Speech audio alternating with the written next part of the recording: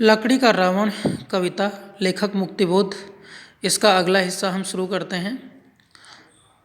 कक्षा BA part third, Hindi साहित्य paper second की क्लास है। अब से पहले हमने लकड़ी का रावण जो मुक्तिबोध की कविता है उसका कुछ परिचय पढ़ा था और उसके कुछ पद पढ़े थे। अब हम उससे आगे शुरू करेंगे। 17वें नंबर की स्लाइड देखो आप। यहाँ से घटना का मोड़ यहाँ क्या होता है। इस घटना के मोड़ पर अचानक भीतर के अपने से गिरा कुछ खसा, कुछ नसें ढीली पड़ रही, कमजोरी बढ़ रही। सहसा आतंकित हम शब्द अभी तक समुद्रों शिखरों पर रहकर हमें लगता था कि हम बहुत सुरक्षित हैं। सामने हमारे घनीभूत कोहरे के लक्ष्य, मुख लक्ष्य, वक्ष सतलक्ष्य, बाहु ये रूप अरे लगते हैं घोरतर। हाँ, अचानक भीतर से अपने से गिरा कुछ। पूंजीवाद है जो डरता है। यहाँ पे नाटकीयता है, कल बताया था हमने। और पूंजीवादी जो ताकतें हैं वो डरती है। खसा कुछ, तो इसके अंदर इसके मन में कुछ गिरता है, कुछ खिसकता है। तो क्या खिसकता है? ये डर है। जो प्रभुत्व है वो खिसक रहा है, जो कुर्सी है वो खिसक रही है, जो सत्ता है वो खिसक रही है। नसें ढीली पड़ रही। नसें कब ढीली पड़ती हैं? जब हमारे सामने कोई बहुत बड़ा संकट खड़ा हो जाए, जब हमें लगे कि अब अस्तित्व का संकट है और बचना मुश्किल है, तो नसें ढीली पड़ जाती हैं। किसी आपदा को, विपत्ति को, परेशानी, समस्या को देखकर नसें ढीली पड़ जाती है। वैसे ही ये पूंजीवाद के लिए आया है कि इस पूंजीवाद की नसें ढीली पड़ रही है, कमजोरी बढ़ रही। बढ़ेगी ही कमजोरी, क्योंकि व्यक्तिवाद पर आधारित है।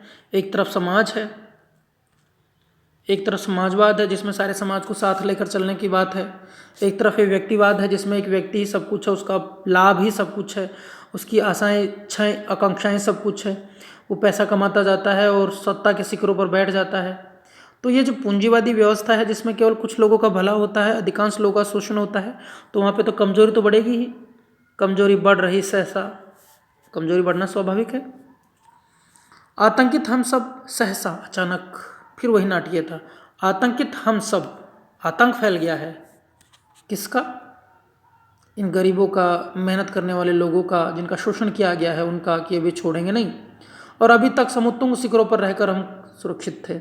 लगता है पूंजीवाद को कि अब तक तो हम समुद्रों यानी सबसे ऊंचे शिखरों पर थे और हम सुरक्षित थे, लेकिन अब ये नहीं छोड़ेंगे अपने को। हाँ देखो, हमारे सामने घनीभूत कोहरे के लक्ष्य, मुख। हमारे सामने एक घनीभूत कोहरा यानी जो इकट्ठा हो गया था, संगठित हो गया था। घनीभूत यानी संगठित। कोहरा किसके लिए आया? सर्वहारा वर्ग। पहली ही लाइन में बता दिया था, पहले ही पद में, कि ये कोहरा नहीं है। लकड़ी का रावण जो पूंजीवाद का प्रतीक है, वो देखता है ऊपर से, पर्वत शिखर से, कि चारों तरफ एक कोहरा फैला हुआ है। उस कोहरे में एक मटमैला कंबल है, उसमें अब हलचल शुरू हो गई है। तो ये कोहरा नहीं है, ये अब साफ साफ लिखेगा लेखक। आगे देखो, पढ़ो इसको। लक्ष्य, मुख, इसके तो लाखों चेहरे हैं। कौन है ये लाखों चेहरे? किसके हैं ये लाखों चेहरे? किसके लाख चेहरे हैं ये सर्वहारा वर्ग के लाख चेहरे हैं। कोहरा नहीं है ये। लक्ष्य, वक्ष, इसके तो छातियां हैं लाखों। सतलक्ष्य बाहु, सतन सैकड़ों लाख भुजाएं हैं इसके। ये रूप अरे लगते हैं घोर तरबोर, घनघोर हो गए हैं। खत्म कर देंगे क्रांति के द्वारा पूंजीवाद को। जी नहीं, वे सिर्फ कोहरा नहीं है। साफ लिखा है कि कोहरा नहीं है वो। इनको केवल असंगठित, अस्पष्ट, धुंधला सा, नष्ट हो जाने वाला कोहरा मत समझना। कोहरा नहीं है वो। आगे लिखा है, भरमाया मेरा मन उनके वे स्थूल हाथ। उसके तो हाथ है मोटे मोटे मजबूत। स्थूल यानी मोटे मजबूत। मन माने बलशाली हाथ हैं। किसके हाथ बलशाली होंगे? छुरी कांटों से खाने वाले लोगों के होंगे, कि जो हथौड़ा चलाता है, जो फैक्ट्री में काम करता है, और जो किसान दिन भर बैल चलाता है, उसके मजबूत हाथ होंगे? सोचो, किसके हैं मजबूत हाथ? उनके वे स्थूल यानी बड़े मोटे मजबूत, मन माने बलशाली हाथ, यानी सर्वहारा वर्ग की शक्ति है ये। लगते हैं खतरनाक। किसको खतरनाक लगेंगे भाई? जो शोषण करेगा उसी को तो। और क्या पता लग गया है पूंजीवाद को? खतरनाक क्यों कह रहा है इसको ये? क्योंकि पूंजीवाद को पता लग गया है कि ये लोग अब जिंदा नहीं छोड़ेंगे। क्रांति होगी, पूंजीवाद खत्म होगा, और किसका शासन होगा? किसान और मजदूरों का, उपेक्षित लोगों का। कह सकते हैं कि ये खतरनाक इसलिए है, ये खतरनाक पूंजीवाद की नज़र में है।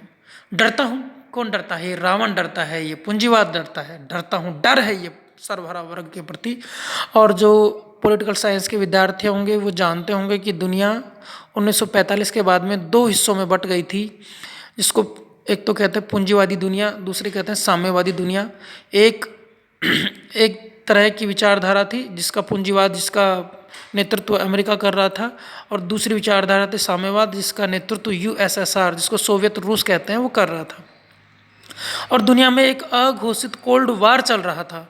एक तरफ अमेरिका, दूसरी तरफ रूस, और दोनों शक्तियां दो विचारधाराओं, दो विचारों का प्रतिनिधित्व कर रही थी। रूस जहां सर्वहारा वर्ग और साम्यवाद का समर्थक था, पूंजीवाद का खात्मा चाहता था, वहीं अमेरिका पूंजीवाद का समर्थक था। अमेरिका और यूरोप और भारत और अफ्रीका के कुछ देश नॉन अलाइंड मूवमेंट, जिसको बोलते हैं नाम, गुट निरपेक्ष आंदोलन की पैरवी कर रहे थे भारत में नेहरू जी, कि हम दोनों गुटों में से किसी गुट में नहीं मिलेंगे। तो ये वो दौर था जब शीत युद्ध चल रहा था और मुक्तिबोध लिख रहे थे, और विचारधारा की लड़ाई अपने चरम पे थी, और लगता था कि दुनिया में दो ही चीज़ें हैं, या तो पूंजीवाद या साम्यवाद। और साम्यवादी देशों को लगता था कि सारी दुनिया में साम्यवाद फैल जाना चाहिए और इस पूंजीवाद को ख़त्म कर दो और किसान और मजदूरों की सरकार बनाओ, और जो सार्वजनिक संपत्ति है वो सबके लिए है, और जो पूंजीपतियों की संपत्ति है उसको छीन के गरीबों में बराबर बांट दो। ऐसा विचार साम्यवादियों का था। तो ये विचारधारा 1990 तक चली, जब पूंजीवाद जीत गया और साम्यवाद टूट गया। रूस के 15 टुकड़े हो गए, तब तक ये लड़ाई और युद्ध चलता रहा। हाँ, तो उस दौर में जो कविता लिखी गई उसमें साफ साफ लेखक का रुझान है साम्यवाद की तरफ, ये पूंजीवाद का विरोध करता है। तो यहाँ लकड़ी का रावण पूंजीवाद का ही प्रतीक है। तो डरता हूँ, तो उस टाइम पे पूरा अमेरिका और पूरा यूरोपीय देश डर रहे थे। डरता हूँ उनमें से कोई हाय सहसा न चढ़ जाए, बढ़ न जाए, छा न जाए मेरी इस अद्वितीय सत्ता के शिखरों पर स्वर्णाभ। साफ साफ लिखा है।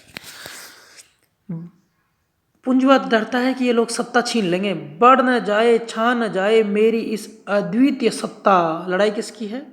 सत्ता की, कि राजा कौन रहेगा, सरकार किसकी रहेगी। छा न जाए मेरी इस अद्वितीय सत्ता कहा है। ऐसी सत्ता दूसरी नहीं है, ये पूंजीवाद की सत्ता है और पूंजीवादी ताकतें इस पे बैठी है। और देखो एक शब्द आया है, सत्ता के शिखरों पर स्वर्णाभ। पैसे से बनी हुई, सोने से बनी हुई, स्वर्ण आभ यानी सोने की चमक जिसमें है, पैसे की चमक जिसमें है। तो ऐसी सत्ता जो पैसे पे, दौलत पे टिकी है, पूंजीवाद की सत्ता, कोई गरीब, कोई सर्वहारा वर्ग कहीं हमें नष्ट नहीं कर दे और हमारी कुर्सी यानी हमारी सत्ता नहीं छीन ले, छा नहीं जाए हमारी सत्ता पे। मेरी इस अद्वितीय सत्ता के शिखरों पर हमला न कर बैठे खतरनाक। ऐसा नहीं हो कि ये लोग एकजुट हो जाएं, जो अब तक अस्पष्ट थे, असंगठित थे, कोहरे जैसे थे, अंधकार में डूबे थे, वो लोग अब संगठित हो रहे हैं, वो लोग अब इकट्ठा हो रहे हैं, वो लोग अब चुनौती दे रहे हैं, उनमें अब हलचल हो गई है, वो अपने शोषण को समझते हैं। ऐसा नहीं हो कि कहीं हमला कर दे, खतरनाक है ये। और देखो मजाक उड़ाया है इस पूंजीवाद ने।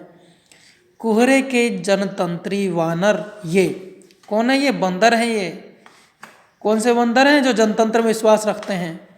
कोहरे के, अस्पष्ट कोहरा जो अस्पष्टता रखता है, जो असंगठित होता है, जो हर जगह फैला होता है, लेकिन उसका एक गुण है कि वो असंगठित है वो। तो देखो कोहरे के जनतंत्री वानर, बंदर कहा है किसको? इस गरीब जनता को, शोषित जनता को। अहंकार है, अभिमान है, तभी तो रावण लिखा है उसको। लेकिन लकड़ी का रावण है ये, जल जाएगा, खत्म हो जाएगा, मजबूत होने का दिखावा करता है, आक्रमण करो तो नष्ट हो जाएगा। क्रांति के द्वारा इसको नष्ट किया जा सकता है, इस पूंजीवाद को। हाँ, अब जब से 1990 में रूस के टुकड़े हो गए तो ये जो क्रांति का विचार था ये कहीं दब गया, और सरकार ने भी बहुत सी चीज़ें अपने हाथ में ले ली। तो वो गरीबों के लिए खाना, भोजन और के अलावा दवाई और रहने की व्यवस्थाएं करता है। तो जो क्रांति का विचार था वो कहीं दब गया। जब सरकार आपको खाना दे देगी, रहने के लिए घर दे रही है, पैसा दे रही है इंदिरा आवास योजना में, जिसका प्रधानमंत्री आवास नाम योजना हो गया अब, और बीमार होने पे फ्री में दवाई मिलेगी, मुख्यमंत्री निःशुल्क दवा योजना और प्रधानमंत्री की जो जन आरोग्य योजना है, तो आपको फ्री में दवाई मिलेगी, खाना मिलेगा, तो क्यों क्रांति होगी? तो ये क्रांति का विचार 1990 के बाद दब गया है, क्योंकि लोक कल्याणकारी राज्य की अवधारणा का उदय हो गया है। तो देखो, कोहरे के जनतंत्री वानर ये बंदर हैं, लेकिन शास्त्र में क्या लिखा है? नर। ये कोई ये भूल नहीं समझ ले, भूल नहीं कर ले कि ये बंदर की बात हो रही है। ये बंदर नहीं है, ये बंदर तो कहता है, लेकिन वास्तव में ये नर है, इंसान है।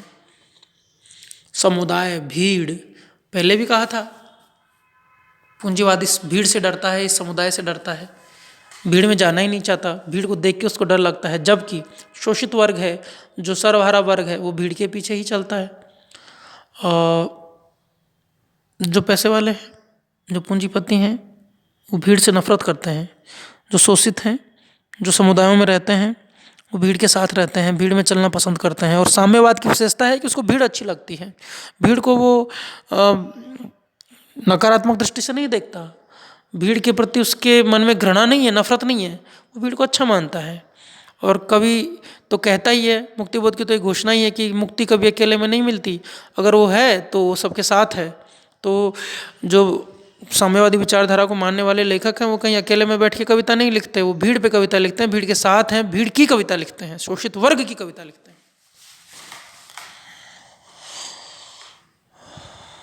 श्याम वर्ण मूढ़ों के दिमाग खराब हैं, ये काले काले रंग के हैं। ये लोग क्यों हैं काले रंग के? श्याम वर्ण क्यों कहा इसको?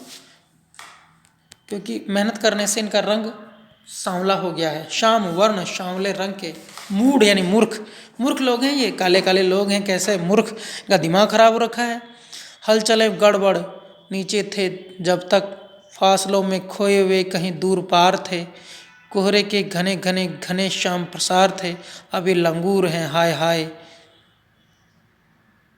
शिखरस्त मुझको छू न जाए, मेरी तरफ बढ़ नहीं जाए, ये पागल हो रखे हैं ये तो। पहले कहीं दूर थे फासलों में, यानी इनमें संगठन नहीं था, दूरियां थी, फासले थे, अच्छा था। अब ये लंगूर हैं, बंदर हैं, हाय हाय, मैं सबसे ऊंचा हूँ, कहीं मुझे छू न ले, मेरे टच भी नहीं कर दे। गिराना दूर की बात, ही चाहता है कि मुझे छुए भी नहीं है, अछूत समझता है इनको। किनको? सर्वहारा वर्ग को, शोषित वर्ग को। कौन है ये? पूंजीवाद है। असल में पूंजीवादी विचारधारा के लोग हैं जो ऐसा सोचते हैं। पूंजीपति जो पैसे वाला है, जिसके पास अनाप शनाप पैसे हैं, जो फैक्ट्रियों का मालिक है, जिसके पास अकूत संपत्ति इकट्ठा हो गई है, वो जनता को, भीड़ को ऐसा ही तो सोचेगा। बंदर, कीड़े मकोड़े। हाँ,